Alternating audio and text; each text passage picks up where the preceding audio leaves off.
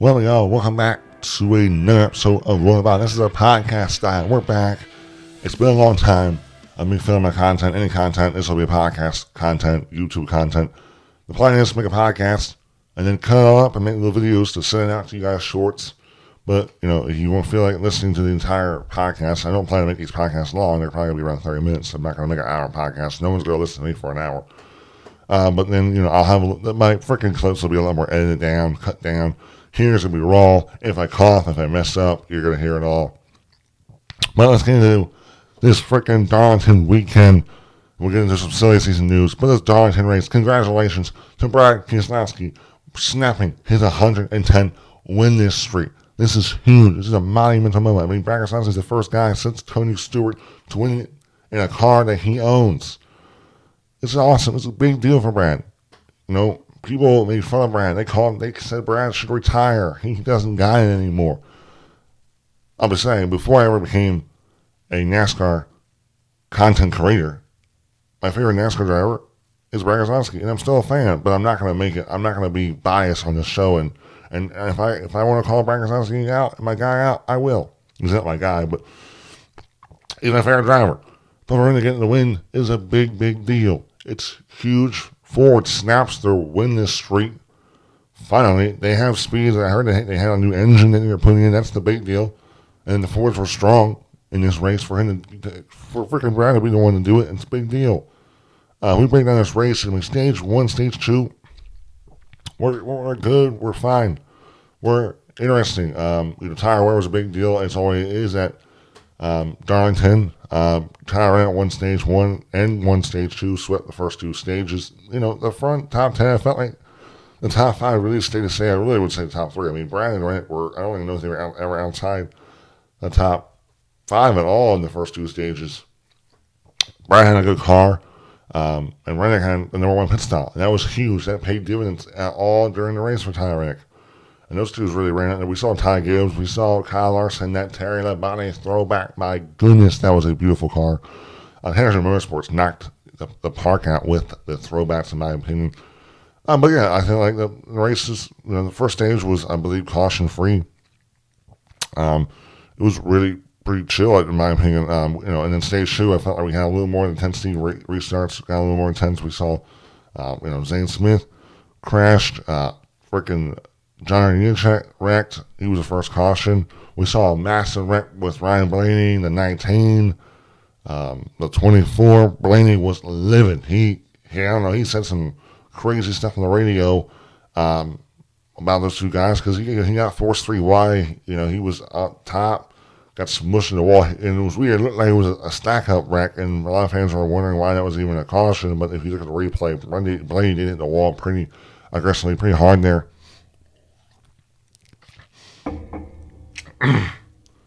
So in my opinion, that warranted a caution. It was interesting because even like during the cooldown lap there with Blaney after that wreck, he came out of the pit and he went straight forward to 24 and kind of showed us displeasure. It looked like he was about to run into him. He didn't. He was mad, and it was weird because I thought Ryan Blaney, I thought their guys were friends. They're buddies because Willie Byron was dating Ryan Blaney's sister, Erin Blaney, but I didn't know they broke up. I guess I was here in December, but we're not going to get into that, but that was a weird thing going on during X people were bringing up. So that's really disappointing because Blaney was actually running pretty well. I mean, he had a weird strategy there in stage 1 where he pretty much ran long one time and then pitted and had newer tires, and he was able to actually gain some good, got inside the top 10, so that was really, really good run and great strategy, but then he got in that wreck and really hurt his day. It also hurt Martin Truex's day. And even I think it hurt Day. Hamlin's day had some damage. I mean, Martin Truex was running top 5, and then he got in that wreck and got beat up and destroyed some, the front end of his car. But yeah, Reddick won stage 2. Brad, finished I think second or third there because Ty Gibbs also had a good car there. Finished in the top 5 of that stage 2, and then stage 3 I felt like ran long with a lot of green flag racing. It was going to come down to attrition. Tires, sacred tires. Drivers, teams are going to come up with different strategies about, how early do you pit in this stage? How do you run it long? It's all about, some people would stay out. When people pit, they would stay out and then hopefully have an advantage of the tires and make spots up. It was really entertaining. It was fun to watch. And we saw in that first half of the stage, Rennick was able to, lead that first half of the stage. And then Brad Keselowski was able to then run down Tyler Rennick. When Tyler got into lap traffic, it looked like Brad's car really never really fell off, in my opinion. I felt like it was always really, really strong. I mean, he was in the top 5 all day. So he passes Rennick, and then they ended up pitting. And Byron was able to keep the lead, but we saw some strategy with William Byron. He ran long, and then he pitted, and he came out, 10th, 11th, 12th. I thought, oh, okay, this could work, but, you're so far back, and Byron leading. And this was around 58 laps to go. Rennick was a lot closer. I mean, Rennick was like a second and a half back after getting past Brad during that first run of stage 3 to 5 stage. But, it kind of stayed like this. But also Larson got in the wall there, entering. That was right around the same time of his pit stop window. But it looked like he messed up a toe in it because then after he came out, a couple laps later, he blew a tire, wrecked. And that's when it got really interesting now. Now, this was the first time I think there was a caution when Rennick was not leading. Rennick had a number 1 pit stall. So it came into really, okay, can Brad have a good enough pit stop and then hopefully beat Rennick out? Because, Brad's leading. But, Brad had a great pit stop. I was seeing it was, Brad had like an 8.9, but Rennick had an 8.8 and beat Brad out. The one thing I will say about the whole number 1 pit stall, I think you should have an advantage, which is the number 1 pit stall. Having the first pit stall is a massive advantage. But the weird thing is the camera that marks whether or not you finished what row or where you came out of pit road is like right in front of pit box 1. So you get such an advantage. All Rennick has to do is accelerate and he's crossed the line because the actual line to leaving pit road is a yellow line and that's like way out there. So there was plenty of times where I think Brad actually technically came out of pit road, the actual pit road first, but due to the fact he was not in that waiting line, he ended up coming second. So that's really weird. And I think that's why qualifying was such a big deal too. And also I felt like passing during the air was such a big deal. And you saw some air blocking with guys that were able to take away their air.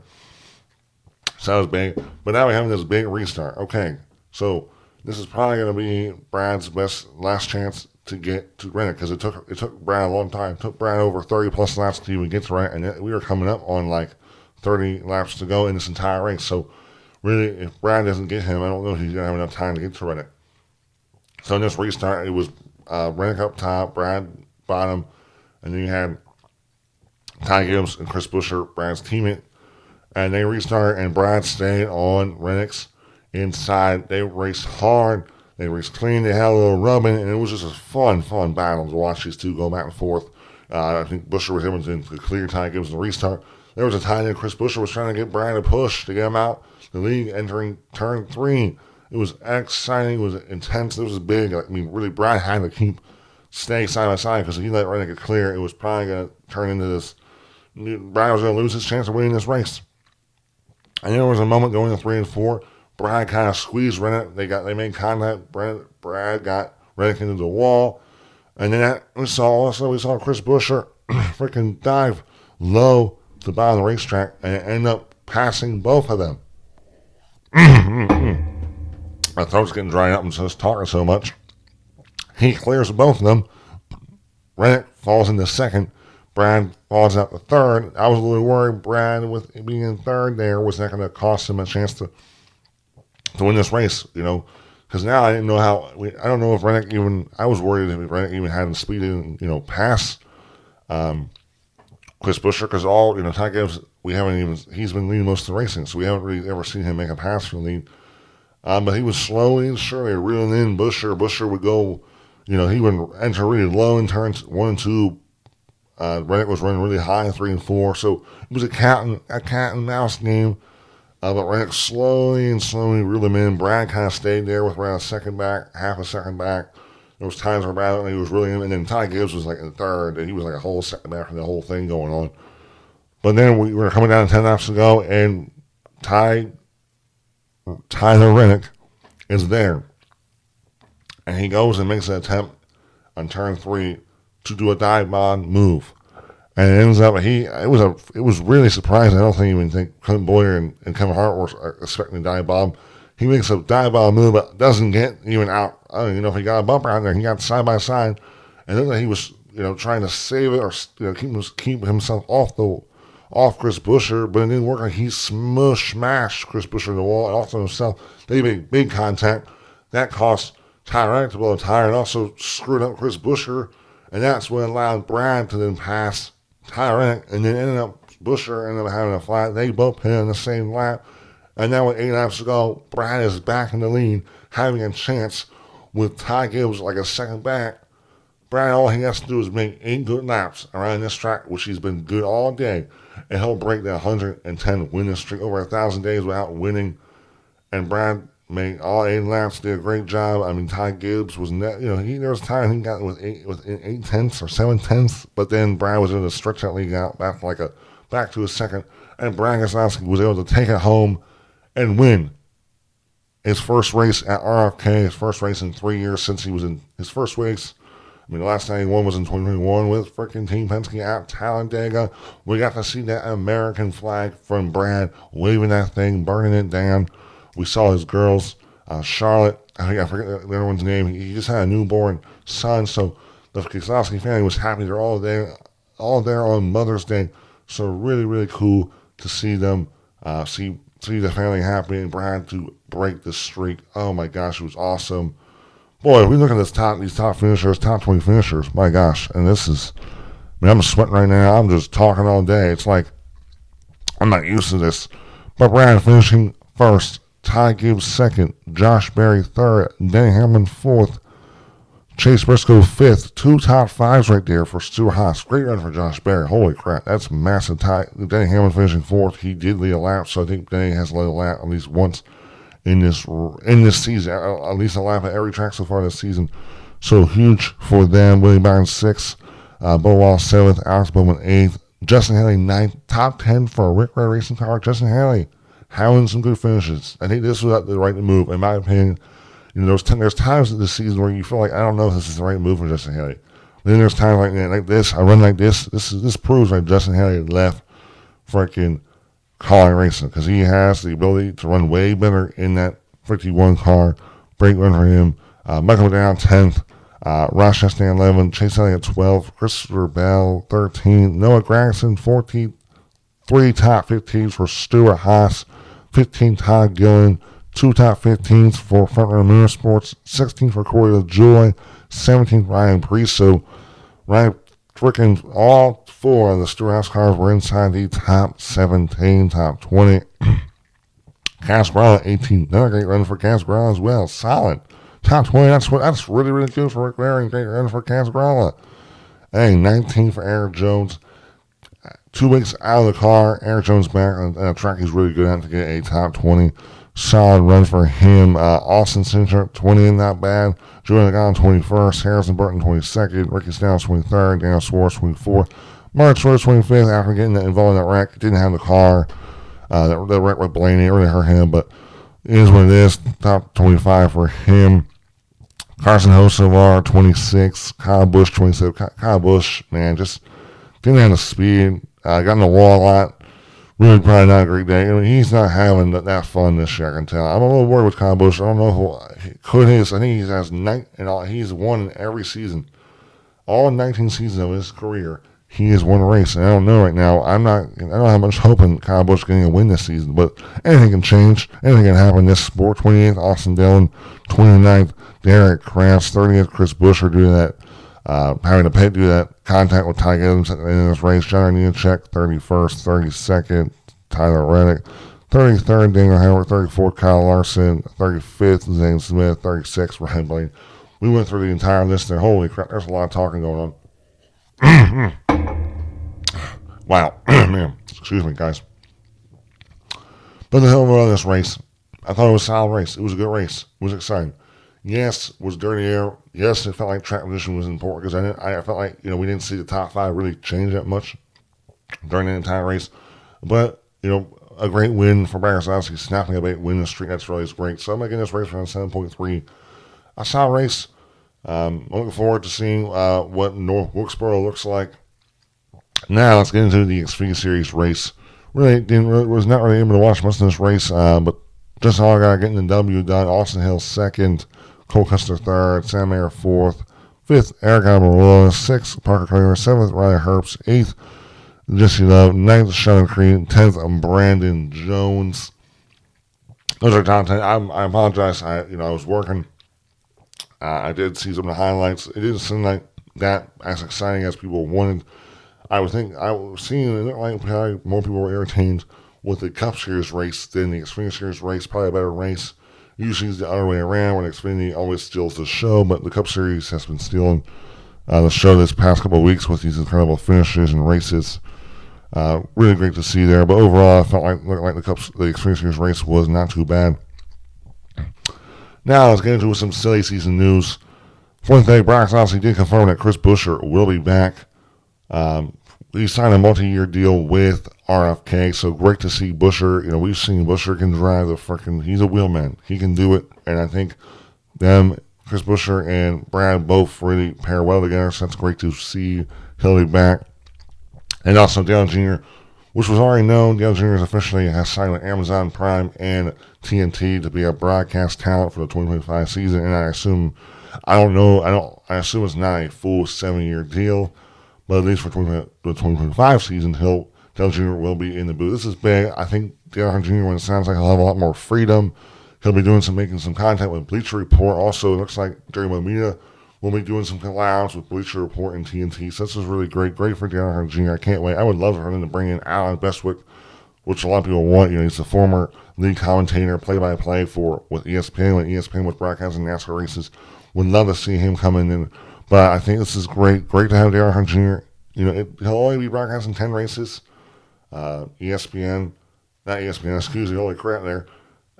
NBC will do 16. Fox will do another 16. And then Amazon and TNT combined will be doing 10.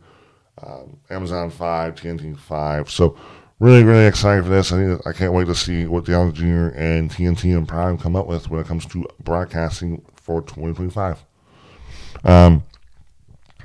And then also we can go and do some schedule. The schedule stuff was coming out. Jordan Balkin came out with an article about future things, what the schedule for 2025 can look like. So it looks like there could be, I did read a little bit of it. Hearing people saying California doesn't look like there will be a race in the California area next year. There was talks it would be, but it doesn't look like there will be. Also, Homestead Miami Speedway, the city council is really pushing for a race for 2026 because it looks like Phoenix will be back for 2025. A little disappointing, but the fact that you have the city of Homestead pushing for this, in my opinion, is a big, big deal and something that you want. You want these cities to want NASCAR at your track, and I think Homestead, if they put some renovations in the track too, could be huge. And I think the mile and a half have been wonderful for NASCAR, as we've seen with Kansas, will be big. Also, Mexico City, the Mexico area, looks like there's a big possibility of them racing there. Who knows when it will actually be, an exhibition, Clash. We also have heard rumblings about Bowman Gray maybe being the Clash for the 2025 season. That seems very possible. Also, no Easter race is looking like for next year. I like the Easter race. I think it was cool. As a NASCAR fan, I want all the racing I can get. More is better, but when it comes to families, and also I don't think when it comes to viewership, NASCAR wasn't really getting that with Easter. They wanted to make it like NFL does for Thanksgiving and the NBA does for Christmas. I'm okay with that.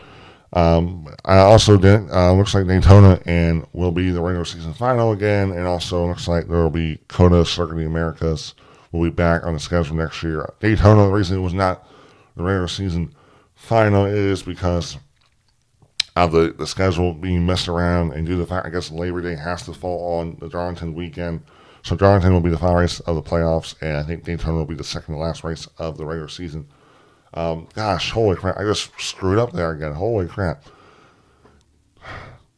Darlington will be the final race of the regular season this year, and Daytona will be the second to last race of the regular season this year. The 2025 season looks like Daytona will be back as regular season. That's a twist up. That's what happens when you don't edit your videos and it's just live podcasting.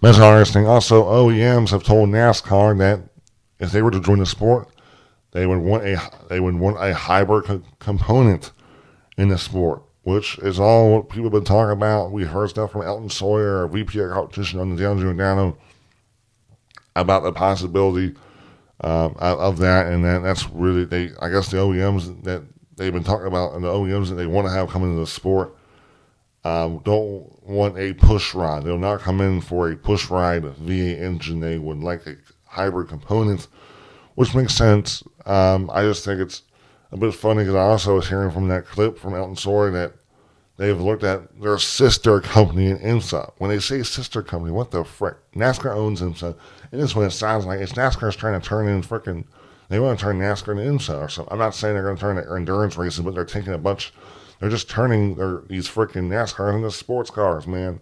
I don't know, I just get so frustrated. It seems like with NASCAR, the head of NASCAR, they're building their sport, they're just molding their sport into whatever the OEMs that are not in their freaking sport want. What about Ford, Chevy, Toyota? What do they want?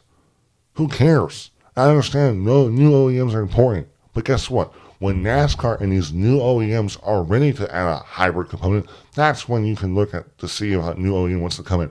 You don't need. We need to stop building our sport around freaking OEMs that are not in the sport and freaking designing it to fit what they want and not. Let's freaking fit the sport into what the freaking current OEMs want. Okay. I'm just sick of it, and all right, that's a mini rant. I'm not trying to act like a freaking smart, you know what. I don't know how the engines work and how this would all freaking work out, but I just get kind of sick with all this stuff with the engines, and I want more horsepower. That doesn't want anything. I just hope if they bring a new hybrid component in, that new hybrid component adds power to the cars. I would hate it to freaking be the gayest thing ever if they were to build a 400 horsepower engine and then the additional 200 horsepower, whatever hybrid component engine part they would bring in would only give them 200, would be freaking stupid. That was the most confusing way I could have said that. But I don't know, man. I'm all for hybrid. I know it's the future, but the fact that it seems like NASCAR is molding their sport into for new OEMs that aren't even the sport that they want and not what the current OEMs want, I don't know. I'm not a big fan of that. And then last two things, looks like NASCAR Race Hub will not be returning. It stinks. NASCAR Race Hub was one of the only mainstream NASCAR shows. Really, every week it was on FS1, and they were getting decent viewerships. I have watched it, but I do feel like I like NASCAR shows that the hosts are unrestricted, uncensored. They can say how they feel, because I think, Race Hub is very, professional. It's just like, hey, we're going to review this, and they'll have their tanks, but they don't really, I feel like they have bigger and bolder tanks, but they're not going to, the goal is not to bash NASCAR or throw shade at NASCAR. They want to make NASCAR look good, which makes sense. But stinks. I think also the show has gotten way cheaper. I mean, they used to, I think, actually have a good backdrop, but now it's just a freaking green screen, which looks really weird. It just looks dumb. I mean, they bring in their own freaking furniture, sofa, and then everything else is just green. So I don't know, it just looks kind of weird, cheap. So their Race Hub's last official episode will be June 11th. So in the future, when they just signed a new 7-year deal, so really they're not going to be doing much. They're not going to be broadcasting any qualifying practice at all, besides the big races like the Clash and the Daytona 500. So you'll see Fox every Sunday. They'll have a pre-race, the race, a little bit of post-race, and see you later. You won't see much of Fox. And I'm already hearing stuff that Fox is really only wanting to come back from the Daytona 500. So I'm just frustrated with Fox. Their production hasn't been that great. They've got a lot of hate and a lot of slack for it, and good reasoning. But we're just sad to see a mainstream show like Race Hub, the only mainstream show for NASCAR league. Hopefully something else comes up for NASCAR. But definitely stinks. And the last thing I wanted to just talk about is Michael Bell is leaving Front Row Motorsports and will be joining Spire Motorsports and driving the 71 car for the 2025 season and beyond. It's a 3-year deal. I don't know, man. This doesn't really make any sense for me when it comes to Michael Bell. He's racing for Front Row Motorsports. Guess what? They're a Tier 1 Ford team. They're getting Tier 1 support from Ford. They also have an alliance with Team Penske. So he's leaving that. And he's going to go to Spire, which is they're a 3-car team, but they're very small. They don't have much support. I don't think they have any support from Chevy. I don't know. Maybe a little bit of support. I know they get their engines from Hendrick Motorsports. I know they had a little bit of alliance with Trackhouse due to Trackhouse signed Zane Smith, and they loaned Zane Smith over to Trackhouse, but Zane Smith is driving the 71 currently, so he'll be taken away, and now it looks like Trackhouse is looking for a freaking charter for Zane Smith. They're also looking for a charter for SVG. There's a lot going on. There's even rumors about Front Row Motorsports merging with Stewart-Haas Racing, because Stewart-Haas Racing is also looking like they're going to be selling some charters. Also, we don't even have a charter agreement, but it looks like NASCAR plans to send out as like 80-page document charter agreement for these teams to sign. So hopefully, I guess they hope to have teams sign that in the coming months. So there's a lot going on with the whole charter thing. It looks like Ryan Preece, when it comes to Stewart-Haas, would be the odd man out. I mean, there's this whole drama going on because I guess Noah Gragson, Noah Gragson, Josh Berry, and Chase Briscoe were in this study group, and I guess Ryan Preece didn't know anything about it. So that's a little bit going on weird. And, Ryan Preece finished like 17th in this race. All of his other teammates finished inside the top 15. So he's been, he's been the slower guy on the team. So it's really disappointing. It stinks because there was a lot of hype with Ryan Preece. He's a deserving guy. He's a racer. Doesn't have much funding, but got an opportunity. And it just stinks. Who knows? Could Ryan Preece be a guy to fill in for the 34? Yeah, that's the thing. I think I could see Cole Custer or Ryan Herbst both fill in for the 34, due to the fact, especially if SHR downgrades and doesn't have a ride opening. Also, you could see a current guy in a Ford or a different driver in other manufacturers like Toyota or Chevy to come over and drive the 34 car. And I don't know if, due to the fact that Ford has given Front Row Motorsports top tier support, that they have more say in who drives that. But those will be interesting thing to follow. But yeah, if I'm going to give you, in my opinion, I think it doesn't really make sense for why Michael McDowell is leaving a tier 1 support team to go to a team that probably gets tier 3 support and doesn't really they're not as competitive as the car is driving right now. But we'll see. Time will tell. But besides that, thank you guys for watching. Hope you guys enjoyed today's episode. Looking forward to covering lots more of NASCAR news this weekend. This is a podcast style. I'm going to be cutting this thing up, editing this thing up. I apologize for all my mistakes, gags, coughs, whatever. But thank you guys for watching. Leave a review. Subscribe to my YouTube channel. All that good stuff. Thank you guys for supporting me. Holy crap, I can't talk right now. Besides that, goodbye.